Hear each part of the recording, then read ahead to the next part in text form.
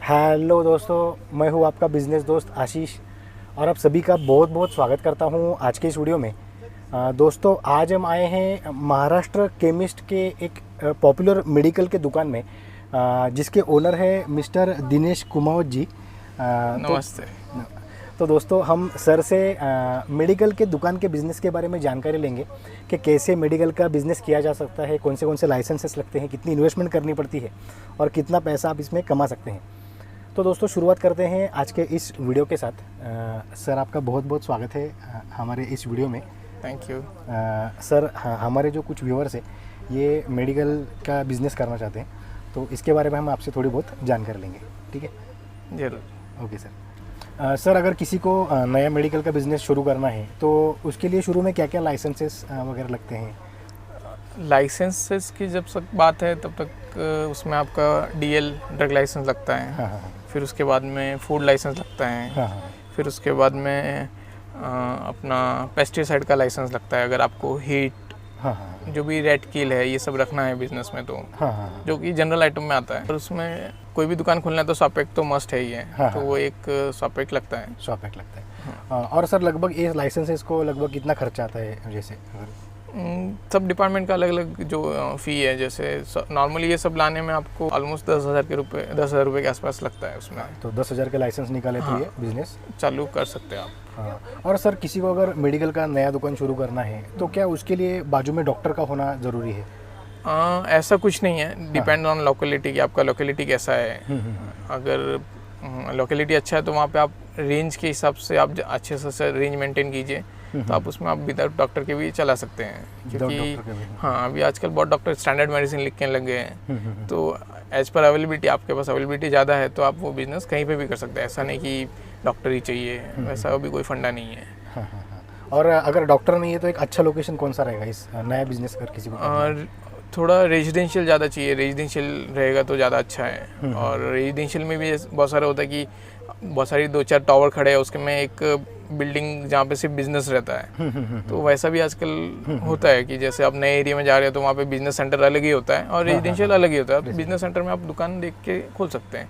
और सर, अभी ये जैसे हम देखते हैं कुछ लोग डॉक्टर के बाजू में वगैरह दुकान शुरू करते हैं, तो क्या इसमें डॉक्टर्स को कैसा कुछ कमीशन वगैरह देना पड़ता है या फिर ऐसा नहीं है, वो कंपनी खुद डिसाइड करती है। मेडिकल को जो मार्जिन फिक्स है एज पर गवर्नमेंट वही मिलता है।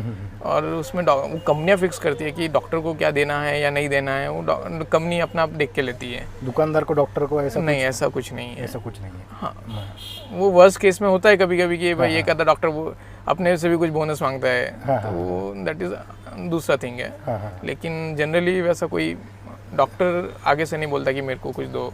वो कंपनी अपने आप से सेट कर लेती है कि भाई आपको इतना है, डॉक्टर को, केमिस्ट को इतना है। मतलब सिर्फ हमको डॉक्टर से रिलेशन एक अच्छे बरकरार रखने। हाँ, बाकी ऐसा कुछ डॉक्टर को आपकी तरफ से कुछ देना है तो वो ऐसा कुछ मस्त नहीं। तो इसीलिए मतलब आपने देखा होगा कि वो कंपनी की मेडिसिन उस मेडिकल के बाजू में मिलती है, मतलब जहाँ डॉक्टर है वहीं पे मिलती है। बाकी जगह नहीं मिलती है। तो उसमें वही एक प्रोपेगेंडा रहता है कि वो जो कंपनी का लिखा है वो कंपनी ने उस डॉक्टर को सेट करके रखा है। तो और वो बाजू को मेडिकल में ही मिलेगा आपको, पूरे एरिया में वो नहीं देता है, क्योंकि वो पॉलिसी रहती है उनकी कि डॉक्टर और बाजू का मेडिकल, बस वही पॉलिसी में अगर वो लिखेगा तो वही डॉक्टर लिखेगा और वो तो ही वो मेडिकल वाला रखेगा। वो पहले ही वो सब इशू सेट कर लेते हैं। उसके बाद में मतलब वो आप कहीं पे भी चले जाओ तो वो कोई एरिया में मिलने वाली नहीं है। कोई मिलेंगे।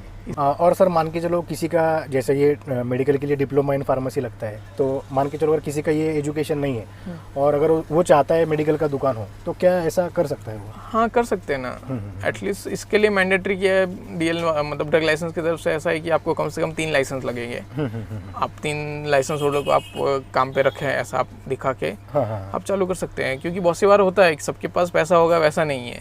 कुछ लोग होते नॉलेज है लेकिन पैसा नहीं है। तो ऐसे में आप क्या कर सकते हैं कि आप एक बिजनेस इन्वेस्टर की तरफ से आप 3 लोगों को हायर कर लीजिए, 3 जिसके पास लाइसेंस है, और आप बिजनेस चालू कर सकते हैं। इसमें उन लोगों को जॉब भी मिल जाएगा और आपका बिजनेस भी मिल जाएगा। तो ऐसा होता है कि एटलीस्ट मिनिमम 3 लाइसेंस या 2 लाइसेंस तो भी चाहिए। तो आप अगर आपके पास डिप्लोमा नहीं है लेकिन आपके पास मनी पावर है, तो आप 2 लोगों को हायर कर लीजिए, आप बिजनेस चालू कर लीजिए। और सर, अगर किसी को नया मेडिकल का दुकान शुरू करना है तो लगभग कितना बड़ा दुकान चाहिए? हाँ, कम से कम as per drug license authority उनको मिनिमम 160 स्क्वायर फीट का दुकान मिनिमम चाहिए। 160 स्क्वायर फुट। हाँ, तो अभी आजकल इतना वैरायटी बढ़ गया है ना, तो 160 स्क्वायर फीट में कुछ होता ही नहीं है। आपका सोने का रूम भी इससे बड़ा होता है, मतलब हाँ हाँ 160 स्क्वायर फीट में आप सोते भी नहीं है आजकल। तो सही है, सही है। हाँ। तो एटलीस्ट आपको दुकान, क्योंकि जब धीरे धीरे ग्रोथ होती है तो आपको जगह कम पड़ने लगता है। हाँ, फिर हाँ, आप सामान कहीं पे भी रखते हैं, तो फिर डे बाय डे ग्रोथ तो होता ही है बिजनेस में। आपको जस्ट पेशेंस रखना है। तो इसके लिए पहले से ही दुकान थोड़ा सा बड़ा रखें, ताकि धीरे धीरे जब वैरायटी बढ़ेगा तो आपको कम नहीं गिरेगा। तो एटलीस्ट मेरे हिसाब से 250 स्क्वायर फीट तो मिनिमम दुकान चाहिए। हाँ, 250 स्क्वायर फुट का दुकान 250 स्क्वायर फीट का दुकान चाहिए, तो आप एक अच्छा सा बिजनेस कर सकते हैं। कर सकते हैं। और सर, अगर कोई नया ये बिजनेस शुरू करना चाहता है किराए की दुकान लेके, तो कितना रेंट वो भर सकता है, अफोर्ड कर सकता है महीने में? डिपेंड सेल, एक्चुअली आजकल सब सेल पे डिपेंड है। ये सब बिजनेस टर्न ओवर बिजनेस हो गया है, क्योंकि कंपटीशन इतना हो गया है कि आपको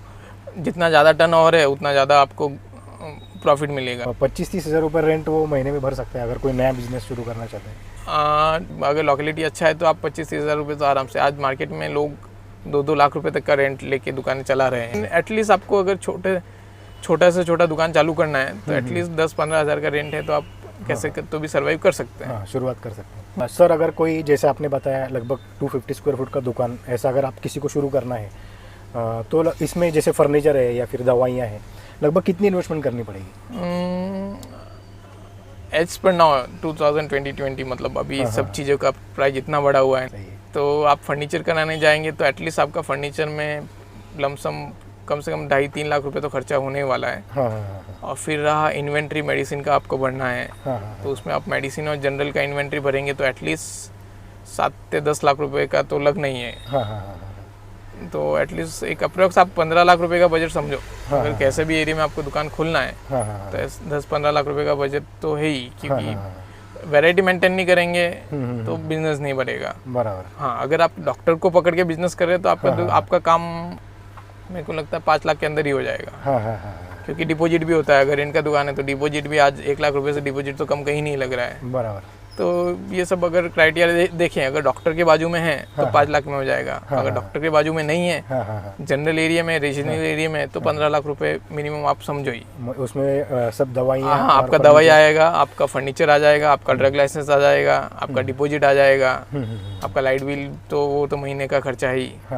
तो एटलीस्ट आपको इतना तो लगेगा। सर, अगर किसी को नया मेडिकल का बिजनेस शुरू करना है तो बिजनेस शुरू करने के पहले कितने दिन का एक्सपीरियंस लेना ज़रूरी है? तो एटलीस्ट मिनिमम 2 to 3 ईयर्स तो आपको एक्सपीरियंस होना ही चाहिए। क्योंकि जो डॉक्टर का हैंड राइटिंग है वो पढ़ने में थोड़ा सा आपको नॉलेज रहता है, आपको प्रोडक्ट का नॉलेज। अगर प्रोडक्ट का नॉलेज होगा, वैसा आपने प्रोडक्ट आपके दिमाग में होगा, तो वो आप अच्छे से फटाक से पढ़ लेंगे। लेकिन आपको अगर वो प्रोडक्ट ही दिमाग में नहीं है तो आप उसको कंप्यूटर में सर्च करेंगे, मोबाइल पे सर्च करेंगे, फिर मालूम हुआ चलेगा अरे ऐसा भी है, और उसमें और भी लिखता है, ऐसा भी आता है। और सर, जैसे मैंने आपके दुकान में देखा, यहाँ पे आपने आयुर्वेदिक वगैरह प्रोडक्ट्स रखने हैं, तो अगर कोई नया ये बिजनेस शुरू करता है तो उसको भी ऐसे आयुर्वेदिक, एलोपैथी ये सब रखना ज़रूरी है? हाँ, ये तो देखो सब एक पेड़ का जो टहनी होता है ना, वैसा है। तो इसमें बहुत सारा है, आप जनरल आइटम रखना है, फेयर एंड लवली भी रखना पड़ता है, पाउडर भी रखना पड़ता है। कॉस्मेटिक्स। हाँ, तो इसमें जैसे आपका फिर एलोपैथी आ गया, आयुर्वेदिक आ गया, होम्योपैथिक आ गया। तो ये भी आप रखेंगे तो कस्टमर को एक सर्विस मिलेगा कि हाँ यहाँ पे सब मिलता है, तो वो कस्टमर वहीं पे आएगा। लिए अलग से कोई लाइसेंस नहीं लगता है, मेन तो वो है। आयुर्वेदिक वालों को लाइसेंस का सिर्फ सॉपेक्ट चाहिए, आयुर्वेदिक का माल मिल जाएगा बस। बराबर। और इसमें जेनरिक दवाइयाँ भी रखनी पड़ती है जैसे? हाँ, जेनरिक तो अभी कस्टमर का डिमांड रहता है तो जेनरिक तो रखनी पड़ती है। जेनरिक रखेंगे तो कस्टमर पूछेगा कोई जेनरिक है कम पैसे वाला, तो आप उसमें दे सकते हैं ना। तो सर, अगर कोई ये नया बिजनेस शुरू करता है तो उसको सेट होने के लिए लगभग कितना वक्त लगेगा? At least 2 years. 2 साल। 2 पूरी साल तरह से सेट होने के लिए। पूरी तरह से 2 साल तो लगते हैं। सर, मेडिकल की दुकानों में ये जो दवाइयाँ वगैरह आती है, तो क्या इसमें होलसेलर की तरफ से कोई उधारी, क्रेडिट वगैरह मिलता है?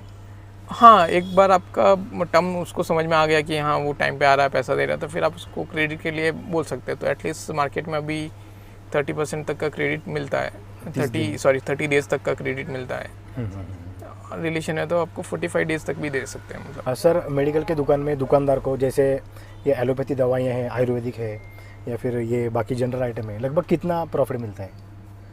प्रॉफिट का जहाँ तक है तो गवर्नमेंट ने फिक्स किया हुआ है एलोपैथिक में 20%, हाँ हाँ जनरल में उसको आप FMCG मार्केट बोल सकते हैं, जो जनरल आइटम होता है FMCG मार्केट में आता है, उसका 8 to 10% बन रहता है, हाँ हाँ हाँ और आयुर्वेदिक का भी इतना ही 20% के आसपास रहता है। हाँ हाँ हाँ। और इसमें स्कीम्स वगैरह भी होती हाँ, वो एड ऑन रहता है, वो कंपनी अपने प्रमोशन के लिए, उनके सेल के लिए दुकानदार को एक बूस्ट करने के लिए देती है। तो अलग अलग प्रोडक्ट पे अलग अलग स्कीम्स आती रहती है। सर अभी देखा जाए तो मार्केट में ऑनलाइन शॉपिंग का ट्रेंड चल रहा है, तो जहाँ पे ये ऑनलाइन कंपनियाँ 10% के आसपास डिस्काउंट देती है। ऑनलाइन 25 चल रहा है अभी, ऐड चलाएंगे तो आपको मालूम चल जाएगी, ज़्यादा ही है, 20 to 25% आपको डिस्काउंट दे रही है। फिर आपको बोलते हैं गिफ्ट वाउचर भी देंगे।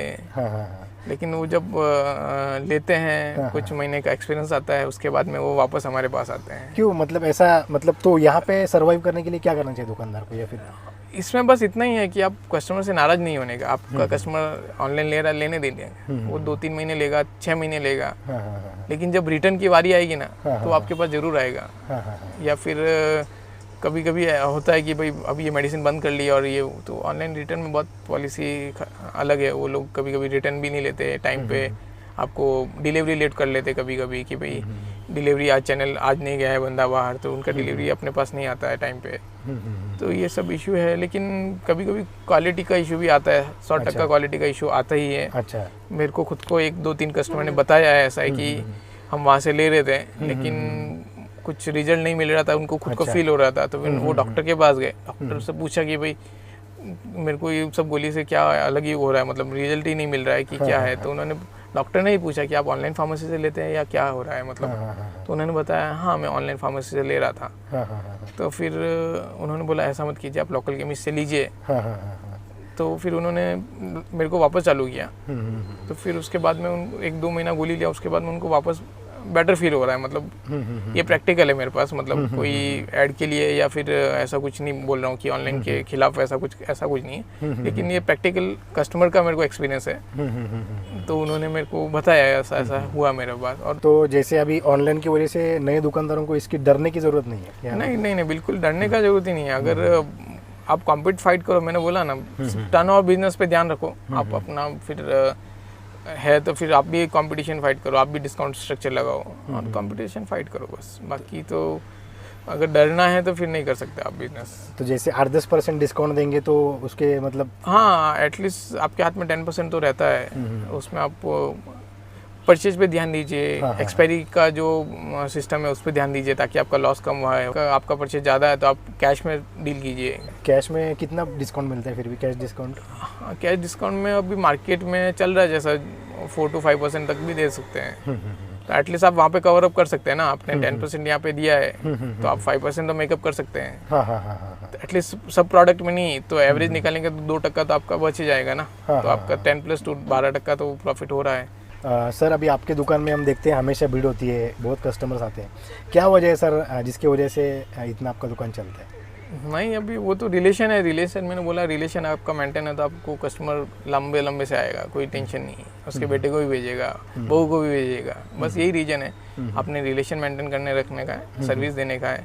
आए तो 2 बातें प्यार से बोलिए उनको, हाय हेलो करो। और घर में कौन है उनकी तबीयत के बारे में पूछो कि भाई बाकी सगड़े का सहबरा है ना, ऐसा सबका पूछने का थोड़ा, तो उनको भी एक सिंपैथी दिखाने का। तो वो सोचते कि हाँ यार अपने बारे में कुछ सोचता है, पूछता है। सर जैसे किसी दुकान का अगर 20,000 रुपये रेंट है जैसा आपने बताया, और 1,000 हेल्पर उसके पास काम कर रहे हैं, तो दुकान का खर्चा निकालने के लिए कितना सेल होना ज़रूरी है?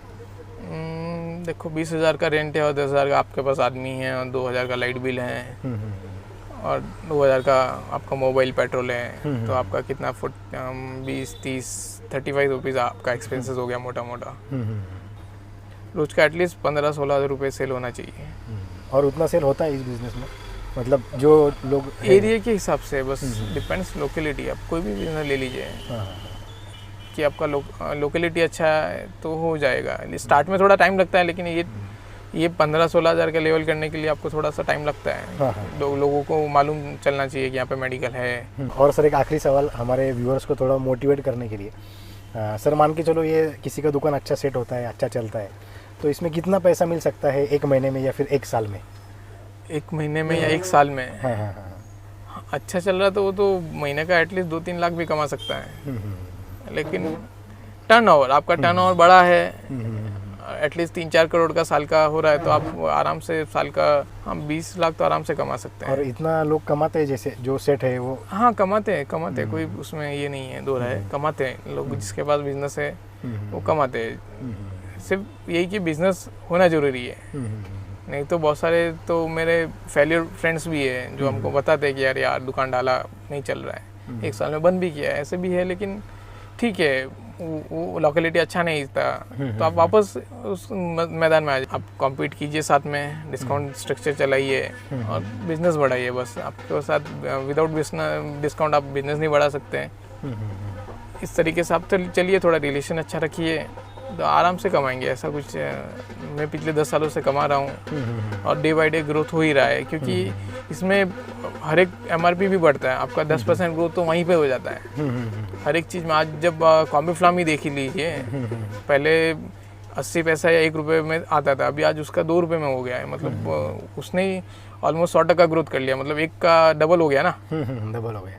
तो आपका MRP ग्रोथ वहाँ पे हो गया ना। तो ऐसे ही सब जगह ग्रोथ तो हो रहा है, बस आपको धीरज रखना है, फाइट करना है, अपने तरीके से हार नहीं मानना है। बस कंपटीशन में जैसा है, अगर वो 10 दे रहा है तो आप कस्टमर को थोड़ा समझाइए कि काका मेरे को नहीं परवड़ता है, मेरा भाड़े का दुकान है, 2% के सामने मत देखिए, मेरे सामने देख के आप 8% दे रहा हूँ ना, और कहीं आपका फ़ायदा करवा दूंगा, आपको सर्विस दूंगा, आप फ़ोन कीजिए, फटाफट में गोली भेज दूंगा।